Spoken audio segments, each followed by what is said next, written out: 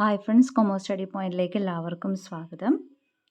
Kerala higher secondary HSC VHSC രണ്ടിൻ്റെയും റിസൾട്ടുകൾ already publish ചെയ്തിട്ടുണ്ട്. DHSCയുടെ വെബ്സൈറ്റിൽ നമുക്ക് റിസൾട്ടുകളെല്ലാം അവൈലബിൾ ആണ്. എല്ലാവരും ചെക്ക് ചെയ്ത് നോക്കിയിട്ടുണ്ടാവും എന്ന് വിശ്വസിക്കുന്നു. ഇനി റിസൾട്ട് ചെക്ക് ചെയ്തതിന് ശേഷം വിദ്യാർത്ഥികൾക്ക് റിവാലുവേഷൻ, സ്ക്രൂട്ടനി, ഫോട്ടോകോപ്പി എന്നീ 3 ഓപ്ഷൻസ് അവൈലബിൾ ആണ്. അതായത് നമുക്ക് മാർക്ക് ചെക്ക് ചെയ്തതിന് ശേഷം നമ്മുടെ മാർക്കിൽ റിവാലുവേഷൻ കൊടുക്കാൻ താല്പര്യമുള്ളവർക്ക് റിവാലുവേഷൻ കൊടുക്കാം. അതല്ലെങ്കിൽ സ്ക്രൂട്ടണിക്ക് അപ്ലൈ ചെയ്യണമെങ്കിൽ സ്ക്രൂട്ടണിക്ക് അപ്ലൈ ചെയ്യാം. ഇതെല്ലാം നമ്മൾ ചെയ്യുന്നത് നമ്മൾ പരീക്ഷയ്ക്ക് എഴുതിയ സ്കൂളിലെ പ്രിൻസിപ്പൽ വഴിയാണ്. അതായത് ആ പ്രിൻസിപ്പലിന് ഒരു ആപ്ലിക്കേഷൻ ഫോം സബ്മിറ്റ് ചെയ്തുകൊണ്ടാണ് നമ്മൾ ഈ 3 കാര്യങ്ങൾക്കും അപ്ലൈ ചെയ്യുന്നത്. അപ്പോൾ അതിന് ഏതൊക്കെ ആപ്ലിക്കേഷൻ ഫോമുകളാണ്, എങ്ങനെയൊക്കെ നമുക്ക് അപ്ലൈ ചെയ്യാം, എന്തൊക്കെയാണ് ഫീസ് എന്നീ കാര്യങ്ങളാണ് ഈ വീഡിയോയിൽ പറയാൻ പോകുന്നത്. അപ്പോൾ ആദ്യം നമുക്ക് റിവാലുവേഷൻ്റെ കാര്യം ചെക്ക് ചെയ്ത് നോക്കാം. റിവാലുവേഷൻ എന്ന് പറയുന്നത് നമ്മുടെ കംപ്ലീറ്റ് പേപ്പർ ഒന്നുകൂടി വാല്യൂ ചെയ്യുന്ന പ്രോസസ്സിനെയാണ് നമ്മൾ റീവാലുവേഷൻ എന്ന് പറയുന്നത്. ഇതിൽ നമ്മൾ ഏതെങ്കിലും ക്വസ്റ്റ്യൻസ് അവർ മാർക്ക് ചെയ്യാതെ അല്ലെങ്കിൽ ചെക്ക് ചെയ്യാതെ വിട്ടിട്ടുണ്ടോ, നമ്മുടെ മാർക്ക് മിസ്കാൽക്കുലേറ്റ് ആയിട്ടുണ്ടോ, അതിനോടൊപ്പം തന്നെ നമ്മുടെ ആൻസേഴ്സിൻ്റെ ക്വാളിറ്റിയും അവർ ചെക്ക് ചെയ്ത് നോക്കുന്നതാണ്. അതായത് ആ കംപ്ലീറ്റ് പേപ്പർ ഒന്നുകൂടി തറവായിട്ട് ചെക്ക് ചെയ്ത് നോക്കുന്നതാണ് റിവാലുവേഷൻ പ്രോസസ്സ് എന്ന് പറയുന്നത്.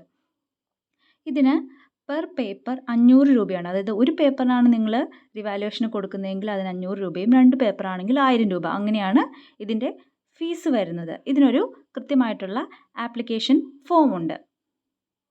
ഇനി അടുത്തത് വരുന്നത് സ്ക്രൂട്ടണിയാണ്. സ്ക്രൂട്ടണി എന്ന് പറയുന്നത് കംപ്ലീറ്റ് പേപ്പർ അവരെ റിവാലുവേഷൻ നടത്തുന്നില്ല. അവർ ചെക്ക് ചെയ്യുന്ന കാര്യങ്ങൾ എന്ന് പറയുന്നത് ആൻസർ ചെക്ക് ചെയ്യാതെ വിട്ടിട്ടുണ്ടോ, അല്ലെങ്കിൽ മാർക്ക് ഇടാതെ വിട്ടിട്ടുണ്ടോ, അതും അല്ലെങ്കിൽ മാർക്ക് മിസ്കാൽക്കുലേറ്റഡ് ആയിട്ട്, അതായത് മാർക്ക് തെറ്റായിട്ടാണോ കിടക്കുന്നത്, എന്നീ 3 കാര്യങ്ങൾ മാത്രമാണ് സ്ക്രൂട്ടണിയിൽ ചെക്ക് ചെയ്യുന്നുള്ളൂ. അത് നമ്മുടെ ആൻസേഴ്സിൻ്റെ ക്വാളിറ്റി ചെക്ക് ചെയ്യുകയോ അല്ലെങ്കിൽ കംപ്ലീറ്റ് പേപ്പർ തറവായിട്ട് അവർ ചെക്ക് ചെയ്യുന്നില്ല. അതാണ് സ്ക്രൂട്ടണിയിൽ നടക്കുന്ന പ്രോസസ്സ് എന്ന് പറയുന്നത്.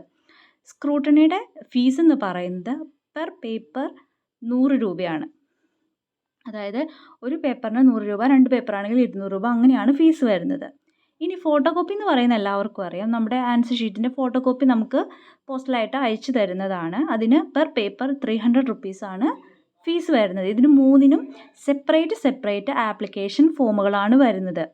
ഇതിനെല്ലാം അപ്ലൈ ചെയ്യേണ്ട അവസാനത്തെ ഡേറ്റ് എന്ന് പറയുന്നത് മെയ് 14 മെയ് 14 നിങ്ങൾ പരീക്ഷ എഴുതിയ സ്കൂളിലെ പ്രിൻസിപ്പലിന് ഇതിൻ്റെ കൃത്യമായിട്ടുള്ള അപേക്ഷ നിങ്ങൾ സബ്മിറ്റ് ചെയ്യേണ്ടതാണ്. ഇനി നമ്മൾ ഒരു പ്രത്യേകം ശ്രദ്ധിക്കേണ്ട കാര്യമുണ്ട്. നമ്മൾ ഈ റിവാലുവേഷനും സ്ക്രൂട്ടനിയും ഫോട്ടോകോപ്പിക്കും അപ്ലൈ ചെയ്യുമ്പോൾ ഫിസിക്സ്, കെമിസ്ട്രി, മാത്സ് ഈ 3 സബ്ജക്റ്റിന് നമുക്ക് അപ്ലൈ ചെയ്യാനായിട്ട് സാധിക്കില്ല. കാരണം എന്താണെന്ന് വെച്ച് കഴിഞ്ഞാൽ ഈ 3 പേപ്പറുകളും ഓൾറെഡി ഡബിൾ വാലുവേഷൻ കഴിഞ്ഞതിന് ശേഷമാണ് അവർ റിസൾട്ട് പബ്ലിഷ് ചെയ്യുന്നത്. അതുകൊണ്ട് കെമിസ്ട്രി, ഫിസിക്സ്, മാത്സ് എന്നീ 3 സബ്ജക്റ്റുകൾക്ക് റിവാലുവേഷനോ സ്ക്രൂട്ടണിക്കോ ഫോട്ടോകോപ്പിക്കോ നമുക്ക് അപ്ലൈ ചെയ്യാനായിട്ട് സാധിക്കില്ല. ഈ 3 സബ്ജക്റ്റും ഒഴികെയുള്ള ബാക്കി സബ്ജക്റ്റുകൾക്കാണ് നമുക്ക് റിവാലുവേഷൻ, സ്ക്രൂട്ടണി, ഫോട്ടോകോപ്പിക്ക് അപ്ലൈ ചെയ്യാനായിട്ട് സാധിക്കുകയുള്ളൂ. അപ്പോൾ നമ്മൾ ഓൾറെഡി പറഞ്ഞു, ഇതിൻ്റെ ലാസ്റ്റ് ഡേറ്റ് എന്ന് പറയുന്നത് മെയ് 14 ഇതിൻ്റെ ഫീസും കാര്യങ്ങളും നമ്മൾ പറഞ്ഞു. ഇനി ഇതിൻ്റെ ആപ്ലിക്കേഷൻ ഫോമുകൾ ഏതൊക്കെയാണെന്ന് നമുക്കൊന്ന് ചെക്ക് ചെയ്ത് നോക്കാം.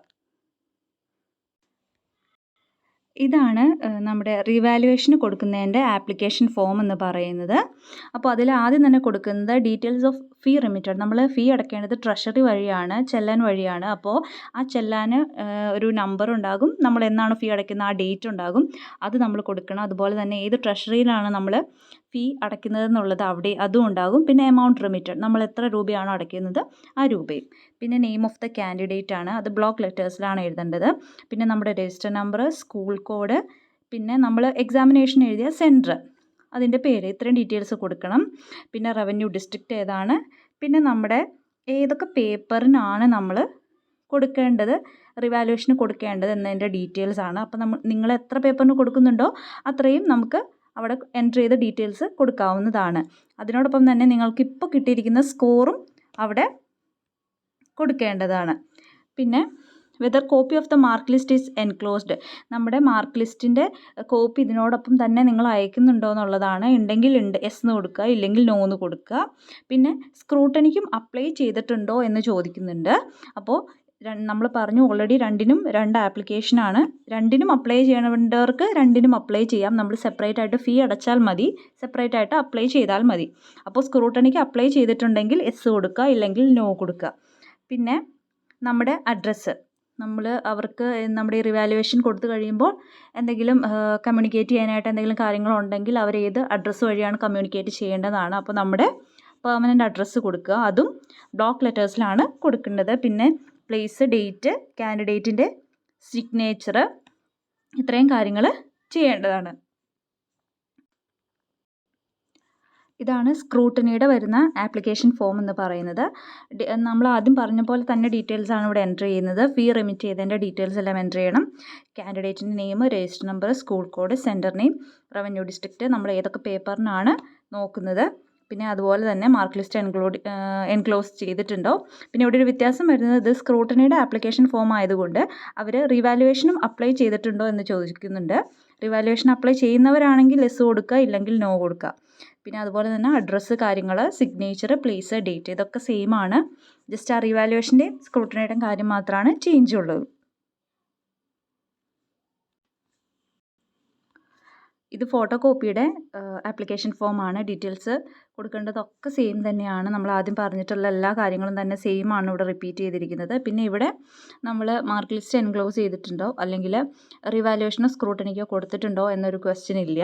അത് രണ്ടും അവർ സ്കിപ്പ് ചെയ്തിട്ടുണ്ട്. കാരണം ഫോട്ടോ കോപ്പി എന്ന് പറയുന്നത് നമ്മുടെ ഫോട്ടോ കോപ്പി ആൻസർ ഷീറ്റിൻ്റെ ഫോട്ടോ കോപ്പി ജസ്റ്റ് നമുക്ക് പോസ്റ്റലായിട്ട് വരുന്നതാണ്. അപ്പോൾ അതുകൊണ്ട് തന്നെ അതിൻ്റെ ആവശ്യമില്ല. അതുകൊണ്ട് നമ്മുടെ അഡ്രസ്സ്, പ്ലേസ്, ഡേറ്റ്, കാൻഡിഡേറ്റിൻ്റെ സിഗ്നേച്ചർ.